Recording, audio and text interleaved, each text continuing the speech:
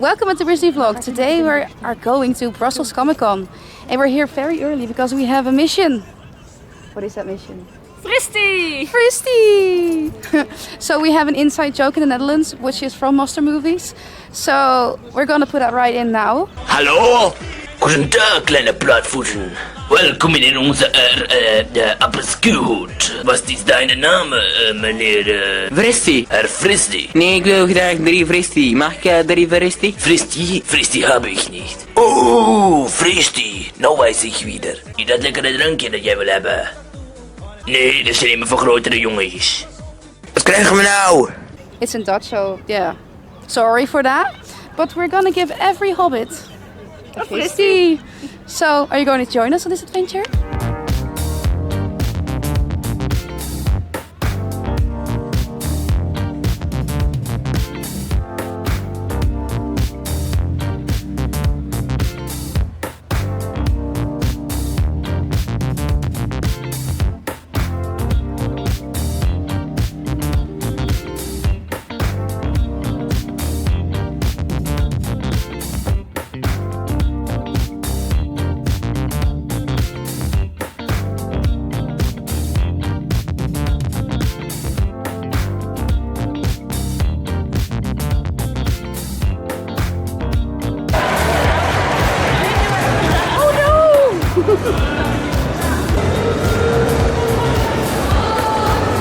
Just hit him with a phone.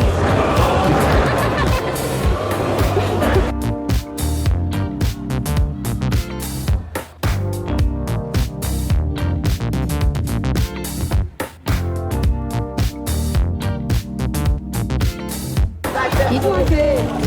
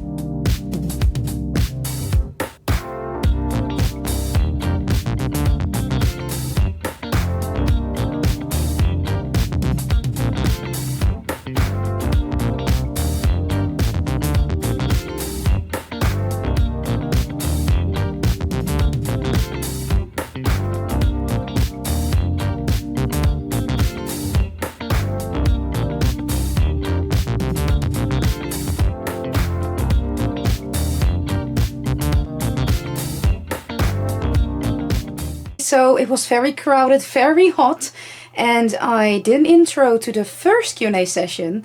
But as you can hear at the footage, even with the guest Ellie, it was very hard to hear. So, with no further ado, here's the first Q&A session with Edward Furlong. He has such a legacy with him, and I'm sure he has amazing tales to tell. And to answer all of your questions, give him all of your love. This is Edward Furlong!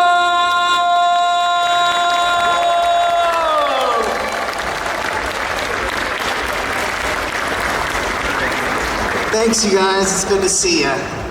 Awesome. It's sunny suddenly now. Yeah, but it's so much cooler. You know, I was telling you that. Than the other side. It's hot. It's like a greenhouse in there. So yeah, it's hot. And the architecture here is also so much I better. like this. I know. It's like it's an old train station, I guess. That's awesome. Hi. Hi. So, I've seen a picture of you having dinner with Robert Patrick. So, you guys, I think you see each other at Comic-Cons a lot. I don't know. But what do you actually talk about? What do we actually talk about? God, dude. Not Terminator, usually. Just anything, man. Robert has it's funny actually. LA is a huge, huge city. And several years after we shot Terminator, I was driving up to my house and I see Robert outside. I hadn't talked to him in years, you know, but he's outside my house smoking a cigar. And I was like, what the fuck are you doing in my house, man? And he's like, I just bought the house next door. So he literally bought a house next door, didn't even know, and you know, so Robert's been part of my life for a very long time. I consider him a wonderful friend, mentor, and I love Rob. I love Robert. He's a great person, and I always enjoy his company. So, you know, whatever's on the minds, you know. I saw another interview with you recently, and I learned from you something that I did not know, is that, well, your first movie was Terminator 2, and you didn't really audition per se, but somebody discovered you, picked you up. You were it's like almost like the American Dream style scenario. So I was just walking here being young, and somebody says, hey, you should be in the movies. No, it was kind of like, you know, I mean, it was crazy, but a casting director named Mally Finn came up to me. I was at a place where, like, you know, kids hang out after school and stuff, and she asked me if I wanted to try out for the movie. I did audition, and it was a lot. I went up against like 400 other kids, and it was a grueling audition, and you know, I would get written off the list, written back on the list, and man, it just, I don't know what happened. You know, it's like it just became a thing. I don't know if I manifested it or what, you know, but I'll never forget the day that Jim Cameron came outside and told me, like, you know, it was after the audition. And what's funny is I remember leaving the audition and being like, God, that sucked. And I walked out, and then he came up and he said, I just want to tell you, you got the movie. So I was like, what? Yeah, I didn't even know how to react, you know. So. Did you know at that time that you were going to meet Arnold? Well, once I got the movie, I knew I would meet Arnold and all of that. Yeah. Hello, it's nice to have you here in the Comic-Con Brussels. Oh, thank you. I got a question. Do you still have some artifacts or some original items from movie that you could have kept, for example, from Terminator 2 or American History X that you could keep for yourself? Man, I am not the most, you know, it's funny because when I do a movie, by the time I'm done with the movie, I'm done, because we worked so hard, and I'm just like, ugh. You know, I don't want to keep anything from the movie, you know what I mean? And I never know exactly which one's going to be big, and honestly, I wouldn't know what I would keep from American History X. Like, I don't want, like, swastikas and stuff. I don't know what I would do. But, after Terminator, Jim gave me the bike from Terminator, and I had that forever. I sold it eventually, but he gave me that. So I mean, that's one of the things I don't really hold on. I'm not very nostalgic with things like that. I'm just not. I'm a minimalist. You know. 1 year after Terminator 2, you turned in a horror movie, Pet Sematary 2. Mm-hmm. It's not hard to pass in horror movie. And what's your moment in this movie? Okay, so you were in Pet Sematary 1 year after T2. Mm-hmm. Was it hard to play in a horror movie because it has horror? And what was your favorite moment of being in Pet Sematary 2? Okay, so... Yeah, just one, and all the rest we throw away. The horror is, no, I mean, it's actually fun, and, you know, it's you know, with the dog, and they put the whole, like, fake wound on it. It's kind of hilarious when you're doing it, and it's, you know, whatever. It's so fake. It's all just, basically maple syrup and red food coloring, you know. Hi. So they tested you with Arnold Schwarzenegger. When they made the test footage, they saw you were like intimidated because it was Schwarzenegger. How, as a kid, did you overcome being intimidated by Arnold Schwarzenegger? By the time we were shooting, I wasn't intimidated by him. I remember meeting him the first time, and I was like, oh my gosh, this is bigger than life. I'd never really met any celebrities at that point. And then I got over it real quick. You know, it's just like we're all people, you know, and it really wears off. Trust me, anybody that knows me, it wears off quick. But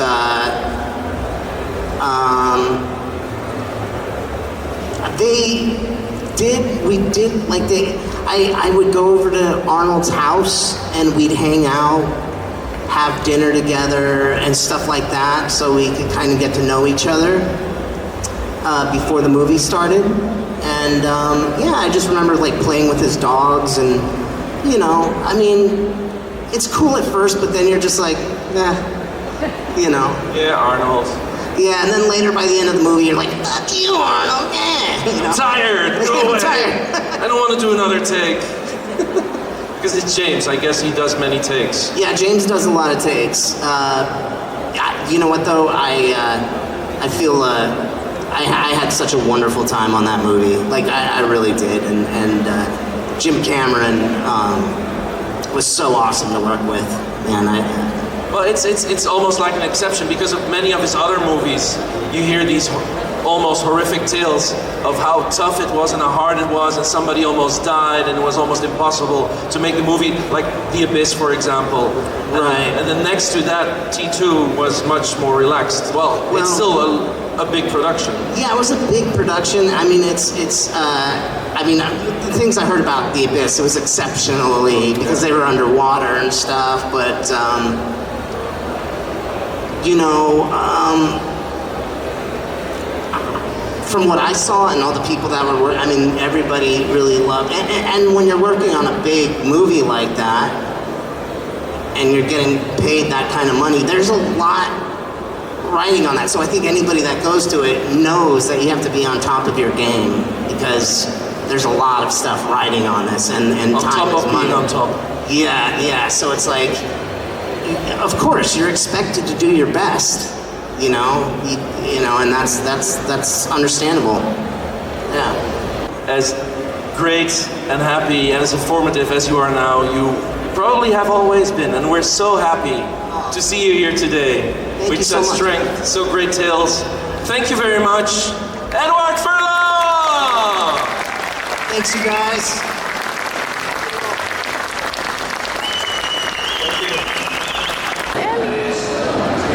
These are the actors today. We got Ross Marquand, Harvey Guillen, McKennu. Andy Serkis was only there yesterday. Sean Austin, Elijah Wood, Billy Boyd, Dominic, John Rhys Davies. Can't see the one in the back. But we got Edward Furlong and of course Memorial of Bennett Hill. What's up? I never film the actors when they're sitting here, but this is where you can get your autograph. Elijah Wood's line is closed at the moment, but we're waiting until it opens.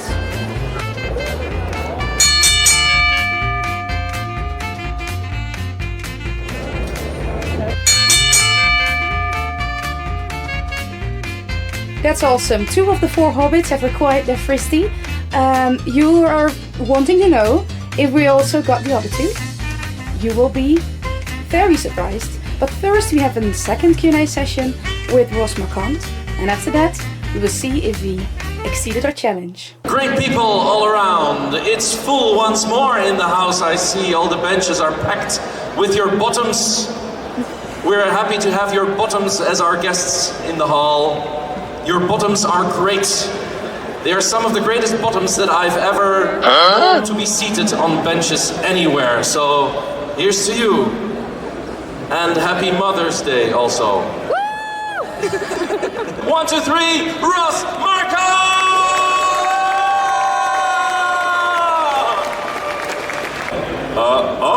Bonjour. bonjour. So you're talking about bottoms, the derrieres? The derrieres, yes. Derrieres. There are many of them. There are Any derriere, you sounded like Donald Trump a second. You're like, you get the greatest bottoms, the most wonderful derrieres. I'm really sorry, terrific. Sorry about the hellhole comments. Well, so they're going to ask questions. Please, yeah. Yes, so I'm going to jump again. Oui. Here we go. Like a ballet dancer. Donc si vous avez des questions, vous levez la main if you have a question. Oh, they're immediately already. Hello. Hello. Hello, I love your shirt. Thank you. Loki. Yeah. Oh, dude. Thank you. What kind of beer is this again? Jubilant. Very good. Merci beaucoup. Merci. Yeah. Oh yeah, nice. I can get some more of that before I head back. Jubilant.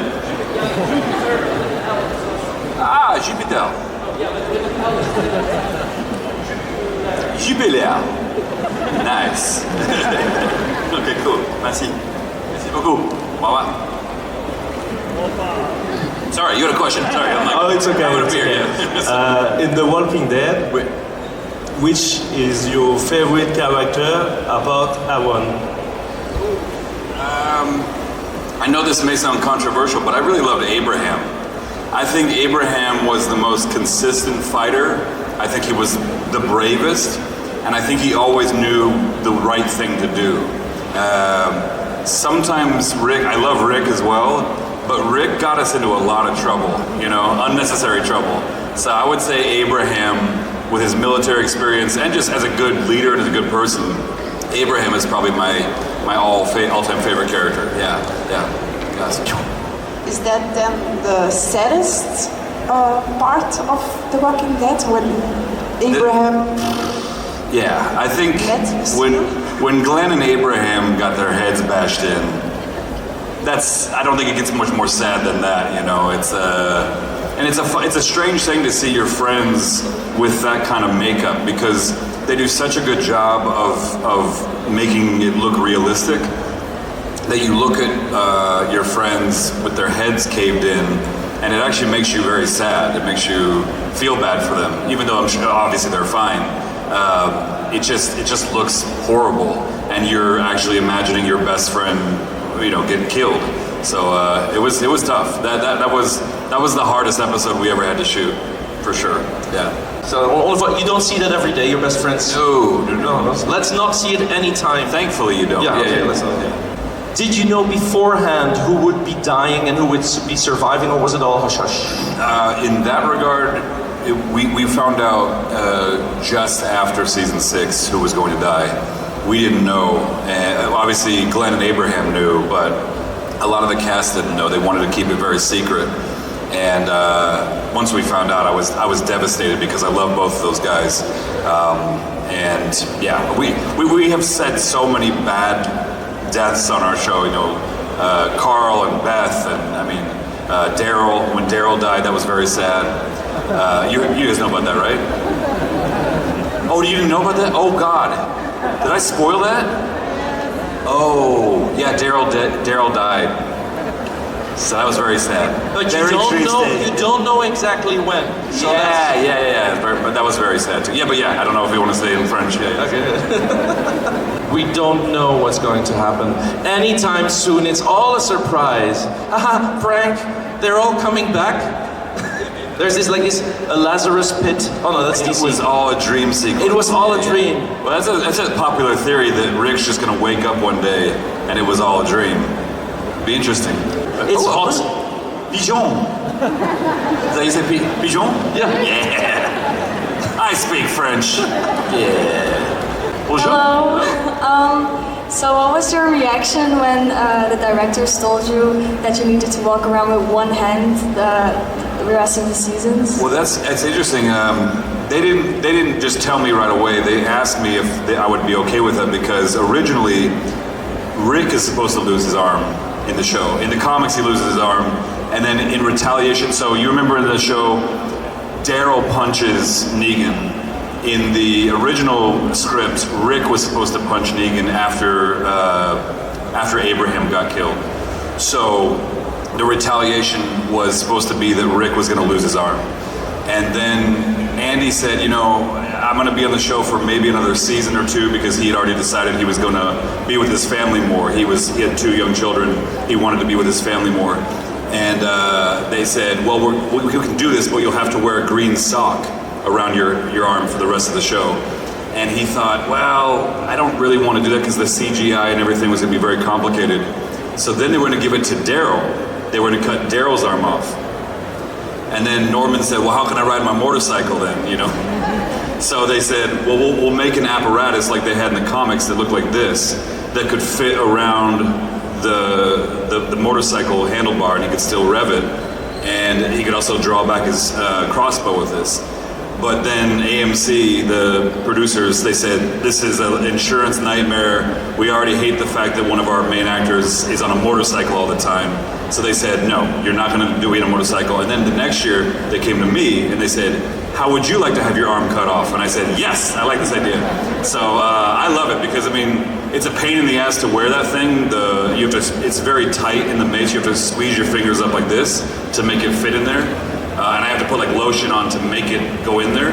But once it's on and everything, it looks awesome. I mean, it's a great killing machine, and yeah, I like it. Sorry, that's a lot of words to translate in French. I apologize. But No. It's fine. Hello again. I think you know me well now. So my question is very, very simple. Okay. Would you like to taste a beer that you haven't tasted yet in your life? Yeah? Okay, that's simple because I've just found a gift on the road on my way this morning. Maybe I can give it to you. Yeah. Wait, what kind of beer? 25 years. I thought that was a bottle. So it's a white beer, what do you say? Bière blanche. Bière blanche. Bière blanche dans le jargon francophone. May I open it right now? Oh, yes, sure. Can you open it with your sword? No.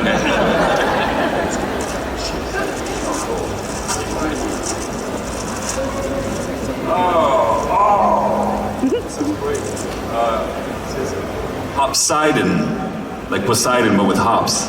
That's merci beaucoup. So, la déferlante? La déferlante? What is it? Déferlante. Okay, nice. Merci beaucoup. Thank you. We will have this later at my table, yes? Or, yeah, okay. I would like to, yeah, please speak. And we'll share some if you'd like. Yeah, cool. Thank you, man. Merci beaucoup. Thank you, bud. Thank you. That's great. Awesome. Okay. Can we expect a season 12? Because the ending is very sad. I don't think there's going to be a season 12 because that show is done. But there's a very good chance they're having another show that's like a different. It's like a hybrid of all of the worlds brought together. I heard rumors about this. I don't know if it's actually going to happen, but there's talk of bringing a lot of the spin-offs back together at some point, maybe for a movie. But your guess is as good as mine. They haven't told me much, so yeah. Well, I don't know in French. Well, I don't know in French. No, I do know in French. I try in French. My question is, are you gonna get a spin-off show? So again, I don't know, but there's talk. They're talking about doing one with me, maybe Father Gabriel, Ezekiel, Jerry, Lydia, some of the characters that are still there, but haven't gotten their own spin-off, which I think would be awesome. Actually, Jerry Cooper is writing an amazing concept for a spin-off. So knock on wood, it happens. We'll see, but. I don't know. Yeah. If we all like send emails to the studio. If we all cross our fingers and wish. No, we send mails to the studio or real letters with handwritten. Yes, that might work. That might work. Or just have Negan go there and say, "Hey, we're gonna smash your head in." How you like your knees? Yeah, exactly. Thank you very much for your time here. Merci pour toutes vos questions. Merci. Big round of applause. Ross Marquand! Thank you very much for having me. Thank you for the wonderful beer. Thank you for your kindness. And I hope to see you guys soon. So, cool. See you. Thank you so much. You have to keep it now as a souvenir. Now we're in the line for Elijah. It's going really fast, so we don't know if it's gonna work. But we hope. We hope. Here it is. So let's try. Hilarious. Alright, take care. We have succeeded. All Hobbits took their Fristi. So this one has been touched by Elijah, Billy. If you want to win it, please consider subscribing, leave a like and tell us in the comments why you want this pack of Fristi. No, I'm just kidding. Of course not. I mean, right? Sean said we could keep it as a souvenir, but I digress. That was a joke, by the way. So, I didn't buy much. I bought this Man in Black 4 Blu-ray. I did not have it yet. Well, I had it on DVD, but I prefer the Blu-ray, so my dad is getting the DVD. And of course, one of the reasons I went to Comic-Con was to meet Ross. So, I got his autograph. This is very awesome. He asked me to film his Q&A session, so I did, and I hope he's very happy with the result. Ross and I thank you for watching this video, and we will see you next time. Bye bye!